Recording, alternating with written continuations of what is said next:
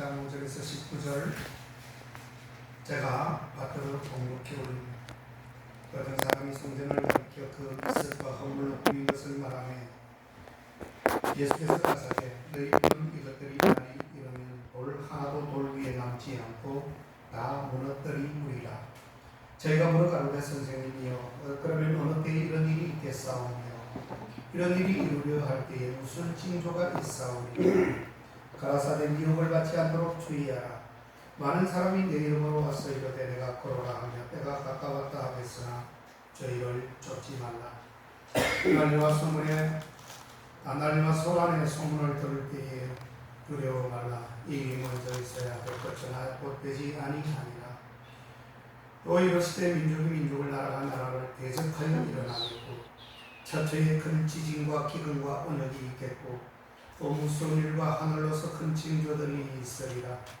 이 모든 일 전에 내 이름을 인하여 너희에게 손을 비어 핍박하며 회당과 옥에 넘겨주며 임금들과 관장들 앞에 끌어가려니와 이 일이 도리어 너희에게 증거가 되리라.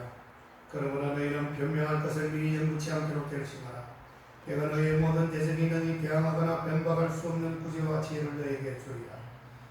심지어 부모와 형제와 친척 아버지 너희를 넘겨주어 너희 중에 몇을 죽이게 하겠고 또 너희가 내 이름을 인하여 모든 사람에게 미움을 받을 것이나 너희 머리털 하나도 상치 아니하리라. 너희의 인내로 너희 영혼을 얻으리라. 아멘. 아멘. 오늘 말씀은 이제 우리 주님께서 종말을 대비하고 이제 곧 주님께서 시행하실 일에 대해서 우리가 경고의 음성을 잘 듣고 우리는 늘 깨어서 근신하며 나도 거룩하니 너희도 거룩하라 곧 내가 가리라 이러한 음성을 우리에게 주시는 아주 특별한 경고의 메시지가 됩니다. 오늘 본문에는 성전에 대한 주님의 예언적인 말씀도 나옵니다. 당시 예루살렘에 있던 성전은 헤롯 왕이 지은 것으로서 매우 화려하고 웅장했습니다. 당시 헤롯 왕은 유대인들의 관심을 사기 위해 돈을 많이 들여서 성전을 지었다라고 했습니다. 그래서 유대인들은 예수님께 그 성전이 아름다운 돌들과 건물들로 꾸며져 있다라고 이야기를 했던 것입니다. 하지만 성전의 그 진정한 영광은 과연 어디에 있는 것일까? 여러분, 성전은 하나님을 만나는 곳입니다. 여기 여러분들은 지금 하나님을 만나러 왔습니다. 아멘. 하나님을 만나는 곳은 뭐 여러 곳이 있겠지만 사실은 성전에 나와야 된다는 것을 힘주어 강조하고 있는 것입니다. 아멘. 그리고 하나님을 예배하고 찬양하며 기도하는 것이 바로 이 장소 몸된 제단임을 여러분 반드시 기억하셔야 합니다. 아멘. 많은 사람들은 예배를 가정에서, 기도를 가정에서, 찬양을 가정에서 하면 되지 왜 교회를 가느냐고 반문하는 사람들도 있습니다. 그것은 너무나도 비상식적이고 너무나도 무지한 사람들이 하는 말일 수밖에 없음을 여러분들은 반드시 알아야 합니다. 절대로 그렇지 않습니다. 하나님의 복은 하나님의 성전으로부터 흘러나오는 것임을 여러분 아셔야 합니다. 아멘. 그리고 하나님께서 세워주신 목회자의 강복을 인하여 여러분들은 축복을 받게 되어져 있는 것입니다. 아버지. 그냥 받는 것이 아닙니다. 어쨌든 특별히 말씀대로 진정한 성전이라고 하는 것은 바로 우리 예수님을 지칭하고 있다는 것을 반드시 깨달을 필요가 있습니다. 아멘. 그렇기 때문에 성전에서 예수님을 만나야 진정한 성전의 영광이 이루어진다는 것을 오늘 말씀을 통해서도 우리에게 들려주고 있습니다. 아멘. 자, 하지만 당시 성전 안에는 인간의 탐욕들로 가득 차 있는 모습을 볼 수도 있습니다. 성전을 중심으로 활동한 한 종교 지도자들은 예수님을 죽이려고까지 모의를 했다는 사실입니다. 따라서 그 성전 안에는 더 이상 하나님의 진리가 있을 수 없었습니다. 하나님을 향한 중심, 그리고 신앙의 진정한 핵심이 그 성전 안에서는 잘못된 성전에서는 빠져 있었다는 것을 말씀하고 있습니다. 그래서 오늘 주님 6절은 그 화려해 보이는 성전이 뭐라고 했습니까? 결국은 돌 하나도 돌 위에 남지 않는다라고 그렇게 기록을 하고 있습니다. 모든 것이 다 무너 떨어진다고 하는 것입니다. 우리가 예를 들어서 지금 지붕을 파괴합니다. 그 건물을 철거하기 위해서는 기승기로 그 건물을 확 썰어버리면 돌 위에 돌이 있고 돌 위에 돌이 있고 돌 위에 돌이 있어요. 그러나 하나님께서 이 멸망을 지금 지구를 멸망하거나 이 마지막 때에 주님께서 도래하실 때에는 성전을 파괴하실 때나 아니면 그 모든 이 나라와 민족을 파괴할 때는 돌이 돌 위에 하나도 남지 않는다는 것이 사이잖아요. 모든 것이 큰 돌이든 작은 돌이든 쫙 일자로만 이렇게 펼쳐져 있다는 것을 말씀하고 있는 것입니다. 그래서 돌 하나도 돌 위에 남지 않는다고 하는 것은 아주 무서운 이야기입니다. 모든 것을 썰어버리고 무너뜨려버리겠다고 주님은 예언하고 있는 말씀이에요. 아멘. 그 예언의 말씀대로 결국 헤롯의 성전은 훗날에 바로 로마의 침공으로 무참하게 무너지게 되는 광경이 나타나게 됩니다. 그렇습니다. 여러분, 진정으로 중요한 것은 외적인 것이 아닙니다. 내면적인 것이 참으로 중요한 것입니다. 우리 사람들은 외적인 것을 봅니다. 외형을 봅니다. 겉모습을 봅니다. 그러나 우리 주님은 겉모습과 외형을 보는 것이 아니라 그 사람의 속 중심을 보시고 그 사람의 속 겸손함을 보신다는 것을 우리는 성경을 통해 알 수 있습니다. 아멘. 그런데 당시 사람들은 외적인 업적, 외적인 모양, 그리고 외적인 화려함에다가 모든 가치를 그 이방인들이 두고 있었다는 사실이에요. 오늘날이라고 다를 게 없습니다. 오늘날도 여러분 마찬가지라고 생각합니다. 여러분, 성경은 신학시대의 성전은 바로 교회이고 우리 자신이라고 말을 하고 있습니다. 당연히 이 몸된 제단은 주님의 제단, 몸이 되는 것이고요. 성전이 바로 교회이고 우리 자신도 하나의 성전, 교회다라고 말씀을 하고 있습니다. 고린도전서 제3장 16절 17절에 가보면 너희가 하나님의 성전인 것과 하나님의 성령이 너희 안에 거하시는 것을 알지 못하느냐라고 그렇게 반문을 하시고 계십니다.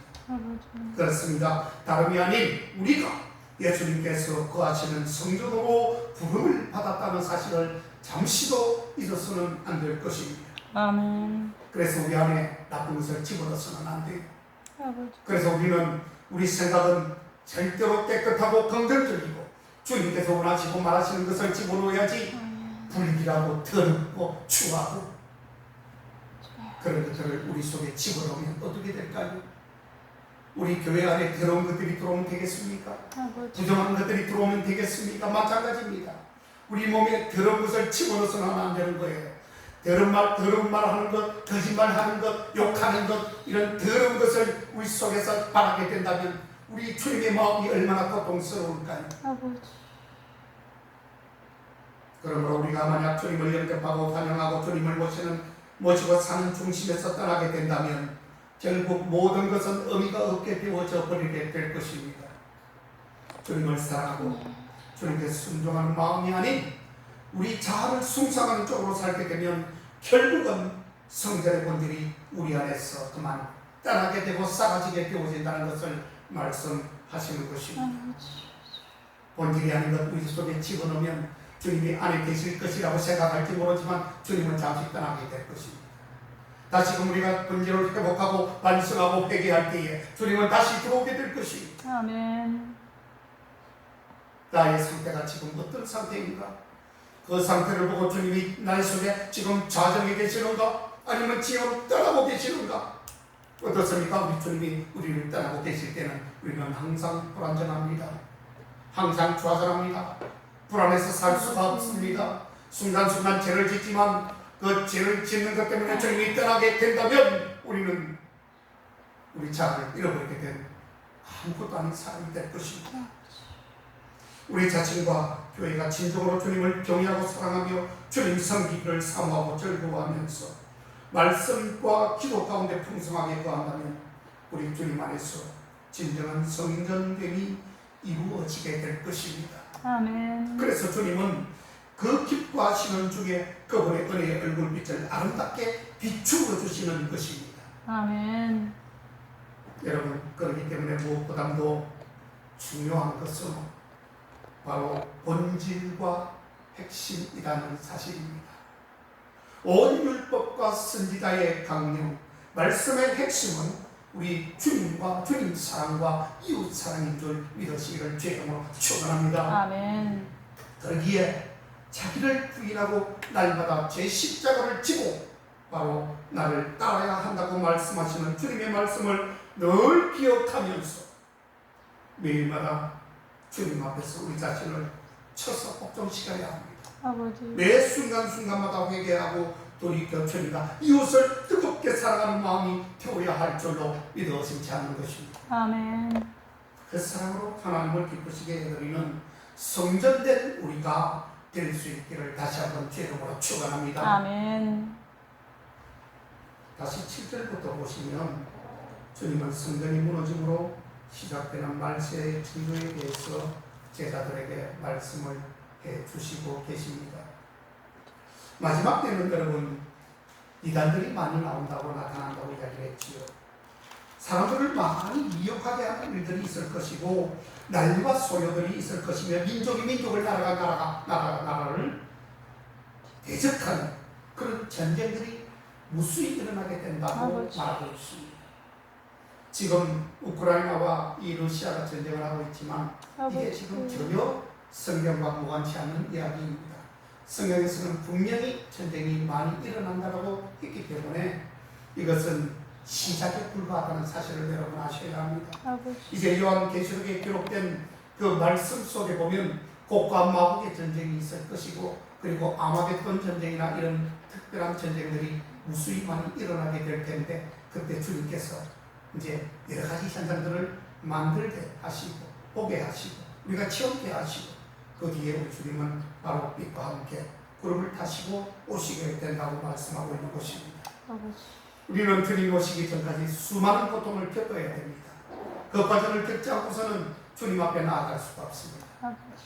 그 고통을 과연 마지막 때에 믿는 자를 보겠느냐 하는 것은 그 고통을 당한 자가 과연 주님을 제대로 인정하고 주님을 숭상하며 주님 나의 주님 내가 죽어도 주님을 수호하겠습니다 한 사람이 과연 몇 명이나 있겠느냐 하는 그런 반문의 말씀을 할 때 두렵지 않을 수 없다는 뜻입니다. 아멘. 어떠한 상황에서도 여러분들은 주님을 시인하십시오. 아멘. 어떠한 상황에서도 주님을 사수하고 수호하시고 그리고 인정하시고 주님의 아멘. 그늘 속에 들어가셔야 합니다. 아멘. 오늘 본문에 보니까 곳곳에서 큰 지진과 기근과 전염병이 있겠고 또 무서운 일과 하늘로부터 큰 징조들이 있을 것이라고 말씀하고 있는데 그리고 제자들이 핍박을 많이 받고 감옥에 갇히기도 한다고 했고 임금들과 집권자들 앞에 끌려가는 일도 있을 것이라고 했고 아버지. 심지어는 부모와 형제와 친척과 아버지 상대를 늘려주는 그러한 일도 있을 것이고 그뿐만 아니라 형제가 형제를 죽이는 일, 부모가 자식을 죽이는 일, 자식이 부모를 죽이는 일도 일어나게 된다고 이 신앙적인 측면에서 아주 위기를 맞을 것이라고 말씀하고 있는 것입니다. 아버지. 그러나 주님은 말씀하십니다. 두려워하지 말라라고 말씀을 하셨습니다. 아멘. 여러분 문제는요 두려워하지 말라라고 하는 이 부분 속에 우리 모든 그리스도인들이 해당이 될까요? 그렇지 않습니다. 여러분 아까도 제가 말씀을 드렸지만 모든 그리스도인들이 알곡과 죽정이로 나눠지게 됩니다. 그리고 청함을 받되 택함을 받는 자가 따로 있고 청함에서 끝나는 자가 따로 있습니다. 여기에 주님께서 두려워하지 말라고 하신 그런 문맥 속에는 그 의미는 이제 주님만을 사수하고 청함을 받되 택함까지 받았던 사람들 정말 가라지에서 정말 탈바꿈에서 알고까지 이르게 된 사람들이 핍박을 받고 주님 위기에 봉착한 사람들에게 주시는 말씀인 것입니다. 아무에게 주시는 말씀이 아니에요. 주님 앞에서 승리하려고 몸부림치고 있는 정말 처절하게 고통을 당하면서 몸부림을 치고 주님의 이름을 부르는 자들 앞에 주시는 그러한 주님의 위로의 말씀인 것입니다. 아멘. 아무나 주시는 말씀이 아닙니다. 착각하면 안 됩니다. 내가 과연 오늘 목사님이 주시는 말씀에 부합되고 있는지, 아니면 내가 주님이 당장 오시고 핍박과 환난이 올 때에 나는 과연 어떤 모습으로 어떠한 모양으로 내가 쓸 것인지 그거 한번 진하게 생각하셔야 합니다. 주님께서 제자들과 함께 하시어 오늘 주님 말씀하신 것처럼 두려워하지 말라 그렇게 말씀하셨지만, 아까도 좀 전에 말씀하신 그 말씀대로 이루어진 사람들에게 해당되는 말씀이에요. 주님께서 제자들과 함께 하시어 친히 붙들어 주실 것이고 성령님께서 인도하시어 모든 것을 감당하실 수 있도록 하실 것이라고 약속을 하셨던 것입니다. 아멘. 그렇기 때문에 우리는 핍박받는 것을 두려워하지 말아야 됩니다. 거룩한 영적 싸움에서 주님의 능력으로 담대하게 승리하시기를 주의 이름으로 축원합니다. 아멘. 그리고 주님을 위한 고난에 여러분들 동참하시고 여러분들 주님의 고난에 참여하시기를 바랍니다. 아멘. 우리 자신의 편안에서 벗어나서 주님을 위한 고난을 여러분 특별하게 감수하셔야 합니다. 왜요? 주님의 영광을 위해서, 주님께서 나를 위해서 십자가에 못 박혀 돌아가셨는데 내가 그것 좀 못할까? 해야 됩니다. 억지로라도 해야 됩니다.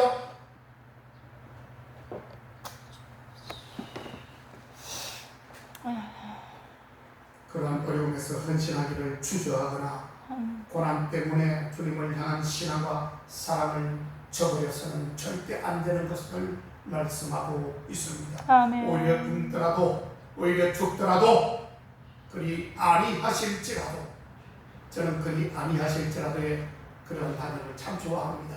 사드락과 메삭과 아벤느고가 그 풀무불에 들어가서 그 뜨거운 7배나 더한 그 뜨거운 풀무불에 들어가서 반드시 타서 들어가자마자 죽을 것이라고 생각을 했지만, 그들은 들어갈 때에 우리 주님께서 구해 주실 것이야.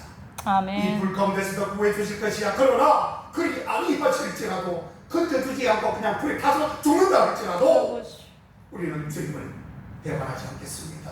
아멘. 그런 고백이 있을 때에, 아멘. 그런 진정한 고백이 있을 때에 주님께서 그들을 머리털 하나 상하지 않게 하시고 그들을 안전하게 보호하십니다.